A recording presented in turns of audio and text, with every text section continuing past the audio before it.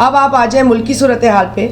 देखिए, हमने पहले भी आपसे कहा था, पाकिस्तान पीपल्स पार्टी ने जो खिदमत की है, खिदमत में सबसे आगे पीपल्स पार्टी रही है और सिंध में हम स्वीप कर रहे हैं। ये मुखालफों को हजम नहीं हो रही थी बात।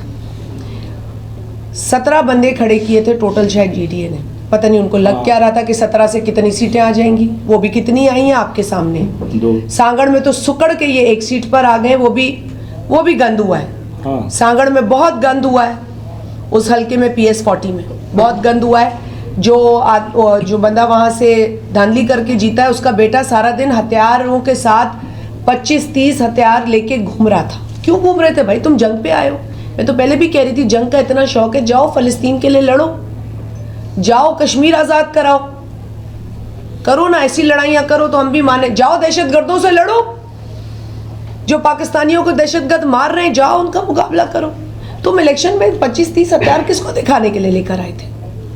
तो वहाँ भी यही हुआ है। सुकड़ के ये एक सूबाई पे आए और शायद खैरपुर में एक जीते पूरे सिंध में। वो सदरुद्दीन शाह साहब जो यहाँ आकर और बहुत अफसोस के साथ अमाम किसी की एहतराम से ही उनके लिए हम बात करेंगे, बदतमीज़ी हम उन लोगों की तरह नहीं है, हम एहतराम से बात करते हैं, लेकिन उन्होंने बहुत नामुनासिब स्टेटमेंट दिया। उन्होंने इधर आके कहा कि 1 लठ होगी तो 4 हम लठ मारेंगे। मतलब आप सोचिए कि आप किस ख़ानदान से हैं। आप ये भी मुर्शिद हैं, वो भी मुर्शिद हैं। एक मुर्शिद अगर ऐसी बात कर रहा है तो यानी कि वो उकसा रहा है लोगों को। वो ये सबक पढ़ा के गया कि मारना, क्या नतीजा हुआ ये जो आपके सामने। हम डर रहे थे इस चीज़ से। मैं आप लोगों को बुलाया बेरानी इसलिए था, बखुदा मुझे इन चीज़ों से डर लग रहा था। क्यों? हम बच्चों वाले हैं, हम ना उनके बच्चों का खून देखना चाहते हैं, ना हम चाहते हैं हमारे किसी भाई या बच्चे को कुछ। हमें ये दरिंदगी पसंद नहीं, हम रद्द करते हैं इस दरिंदगी को, इस हैवानियत को। तो अब इनका तो आपने अंजाम देख लिया। पाकिस्तान पीपल्स पार्टी ने सिंध में स्वीप किया, कराची में माशाल्लाह बहुत अच्छा हमने रिज़ल्ट देखा है। पाकिस्तान में अगर कोई जमात हर जगह नज़र आ रही है फातेह, तो वो है पाकिस्तान पीपल्स पार्टी। अब ये बातें हो रही है हुकूमत बनाने की, शायद नवाज़ लीग ने तो अपने आप को पहले ही कह दिया है, डिक्लेयर कर दिया है और उन्होंने तकरीरें तैयार कर ली हैं। लेकिन देखें इस वक्त रिज़ल्ट हम और भी कुछ नताइज आ रहे हैं जिनका हम इंतज़ार कर रहे हैं, कंपाइल हो रहे हैं नताइज। तो ये बहुत अर्ली है कि हम कोई हतमी बात करें। और अभी जो इंडिपेंडेंट्स आए हैं उनका भी फ़ैसला सामने कोई नहीं आया। पाकिस्तान पीपल्स पार्टी की कोई भी ऑफिशियल मीटिंग किसी भी जमात के साथ नहीं हुई है। हम पहले सेंट्रल एग्जीक्यूटिव कमेटी का इजलास बुला रहे हैं इसी हफ्ते, और हमारे सेंट्रल एग्जीक्यूटिव कमेटी में इजलास में जो अरकान हैं उनसे मुशावरत होगी, तमाम लोगों की राय ली जाएगी। उस राय के नतीजे में फ़ैसला किया जाएगा कि हम आगे का क्या लाए अमल बना रहे हैं। लेकिन आज भी बिलावल साहब ने कहा है कि जो हम देख रहे हैं उस हिसाब से यकीनन मिल बैठ कर ही हुकूमत बनेगी। लेकिन अब किसके साथ बात करेंगे, ऑफिशियल टॉक्स कब शुरू होंगी, इसका फ़ैसला सेंट्रल एग्जीक्यूटिव कमेटी करेगी। अच्छा मैडम, अगर नवाज शरीफ ने जो ऑफ़र दी है, नवाज शरीफ की बात हुई है आसिफ साहब से, अब क्या समझते हैं कि आप नून लीग के साथ अगर बात हुई तो बैठेंगे? सेंट्रल एग्जीक्यूटिव कमेटी की मीटिंग का इंतज़ार करेंगे। हमारी आला क़यादत उस कमेटी में होगी, तमाम जो सूबे हैं उनके नुमाइंदे होंगे। जो हमारे साथी मुख्तलिफ़ सूबों से राय रखेंगे वो सुनने के बाद ही हमारी लीडरशिप कोई फ़ैसला कर सकेगी। हम जमहूरी तरीके से काम करते हैं, हम ड्राइंग रूम में बैठ के फैसले तव्हां छा था सम्झो त हिन महिल जेको बि मुल्क जी सूरत हाल बीठी आहे ऐं जेके सीटूं आयूं आहिनि जंहिं नमूने तव्हां ॾिसो पिया त तव्हां कीअं पिया ॾिसो त केरु पियो हुकूमत आउं त हिन वक़्तु कुझु कोन थी चई सघां। पाकिस्तान पीपल्स पार्टी हिकिड़ी सुठी पोजीशन में आहे, पाकिस्तान पीपल्स पार्टी कंफर्टेबल पोजीशन में आहे, पर तंहिं हूंदे बि जरदारी साहब की ये सोच है सबको साथ लेकर चलो। अब जरदारी साहब और जो हमारे सेंट्रल एग्जीक्यूटिव कमेटी के तमाम लोग हैं मिलकर वो किसके साथ चलने की बात करते हैं, वो तो मैं इस वक्त कबल वक्त है, प्री मैच्योर है।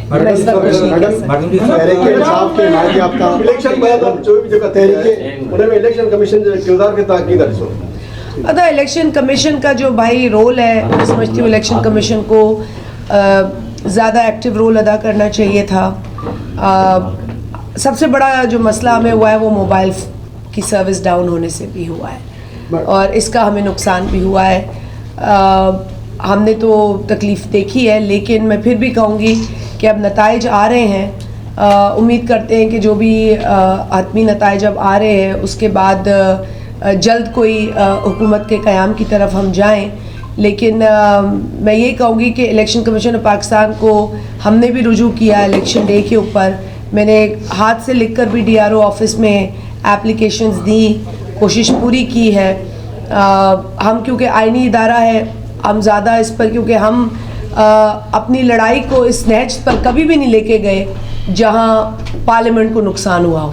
हमने पहले भी, आपको पता है कि RTS के भी नताइज बड़े हैवी हार्ट के साथ कबूल किए। हमने उससे पहले RO इलेक्शन के भी नताइज बड़े हैवी दिल के साथ कबूल किए। हम चाहते हैं कि जल्द अज जल्द अवामी हुकूमत बने, पार्लियामेंट एक बार फिर आए ताकि अवाम की हुक्मरानी हो, अवाम के मसाइल आगे आए।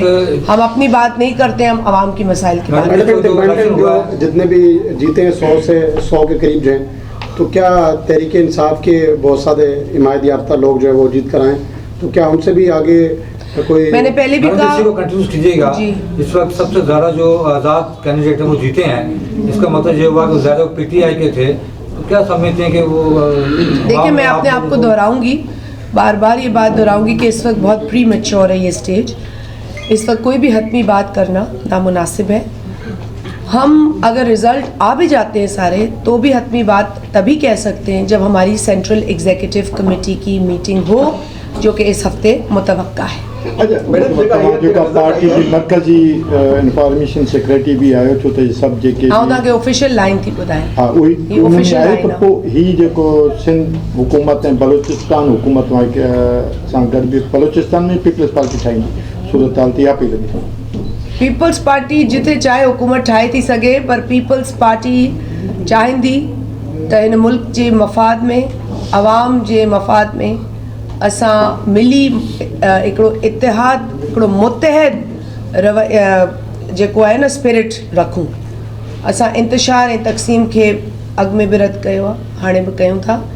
जेको माण्हू हिन मुल्क जी ख़िदमत करणु चाहींदो, जेको माण्हू हिन मुल्क जे आवाम जी ख़िदमत करणु चाहींदो, असां ज़रूरु ॻाल्हाइण लाइ तयारु आहियूं, पर असां चाहींदासीं त इहे ॻाल्हियूं सेंट्रल एग्जीक्यूटिव कमेटी जी मीटिंग में डिस्कस मैडम, पंजाब में जेका वोट मिली बिलाल भुट्टो खे जलसन में, उते इलेक्ट्रिसिटी को मिली, उन बारे में जवाब दिया या? देखिए, पंजाब में अब देखें, हमने तो पहले ही कहा था कि वोट को इज़्ज़त देने वाले नोट को जब इज़्ज़त देने लगे तो फिर उसका अंजाम मिल गया उनको। लेकिन जहाँ तक सवाल पैदा होता है पीपल्स पार्टी का, अल्हम्दुलिल्लाह हमने बहुत अच्छा रिज़ल्ट पीपल्स पार्टी का आया है। लेकिन उसके बावजूद पीपल्स पार्टी तमाम जो सियासी हक़ाइक़ हैं, सियासी रियलिटीज़ हैं, उनको मद्देनज़र रखती है। आसिफ अली ज़रदारी साहब जो हैं वो पहले भी सबको साथ लेकर चलने की बात करते हैं, और पीपल्स पार्टी के चेयरमैन बिलावल भुट्टो ज़रदारी साहब नफ़रत को रद्द करने की, तकसीम को रद्द करने की और इत्तेहाद की, मुतहद होकर चलने की बात करते हैं। तो कोई अच्छा तरीका, कोई बेहतर मुस्बित इसका हल निकलेगा, लेकिन उसके लिए हमें सेंट्रल एग्जीक्यूटिव कमेटी की मीटिंग का इंतज़ार करना होगा। उसमें जो मशावरती अमल होगा उसके नतीजे में आने वाले हतमी ऐलानात जो होंगे वो आपके साथ शेयर किए जाएंगे। और कुछ रोज़ बाद मैं यानी 209 का हलफ उठाने कौमी असम्बली जाऊंगी। मेरा भाई अली हसन हिंगोर जो PS 41 का हलफ उठाने इंशाल्लाह सिंध असम्बली जाएगा। हम आपको ये पक्का बता सकते हैं। ये है ना, ये पक्की खबर, ये पक्की खबर। के बाद आप जो है हलफ उठा लेंगी, तो उसके बाद आपकी तरजीहात में ज़िला सांगड़ के लिए जो आपका इलाका है उसमें आप चीदा कौन से काम का जो है ना वो? जी, मेरे लिए तो बहुत आसान है ना, क्योंकि मैं एक पॉलिटिकल पार्टी को बिलोंग करती हूँ, मैं एक नज़रियाती पार्टी को बिलोंग करती हूँ।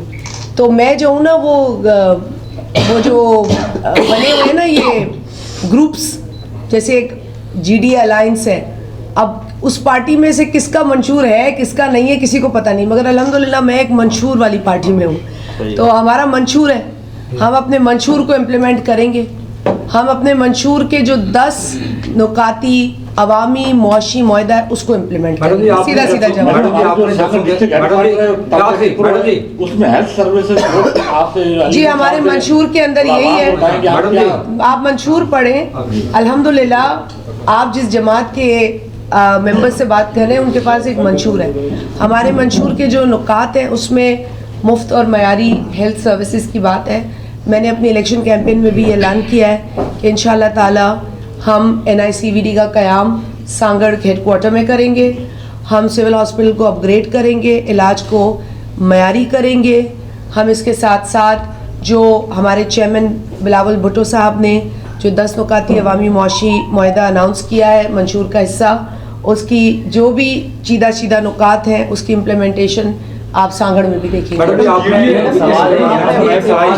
SHO के लिए आपने बात की है मैं कि जो महसे साहब हैं तो हलफ लेने के बाद और आपकी गवर्नमेंट बनने के बाद नहीं जी, हम तो अभी चाहते हैं जी, हम अपनी गवर्नमेंट का वेट नहीं कर रहे। हम अभी कह रहे हैं केयर टेकर गवर्नमेंट को कि SHO रियाज महेसर को क्रिमिनल नेग्लिजेंस में उसका नोटिस लिया जाए।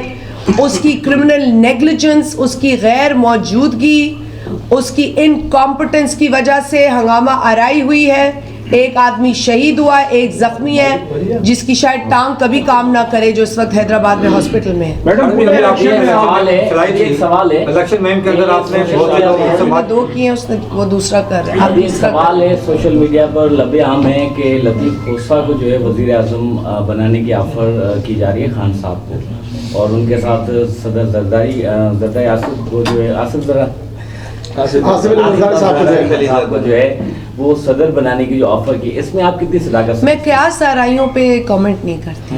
क्या सराइयाँ तो बहुत, मेरे पास कोई अच्छी पक्की खबर हो तो आपको मैडम जी, अभी आपने इलेक्शन मुहिम चलाई, बड़ी जबरदस्त चलाई, बहुत से आपने वादे किए, अपने हल्के में आपने बहुत सारे मसाइल भी देखे, वादे भी किए, कौन कौन से फौरी तौर पे सारे पूरे करूंगी। मज़ीद ख़बरनि ऐं तफ़सीलात लाइ विज़िट कयो असांजी वेबसाइट www.awamiNewsHD.com ऐं ॾिसंदा रहो अवामी न्यूज़ HD।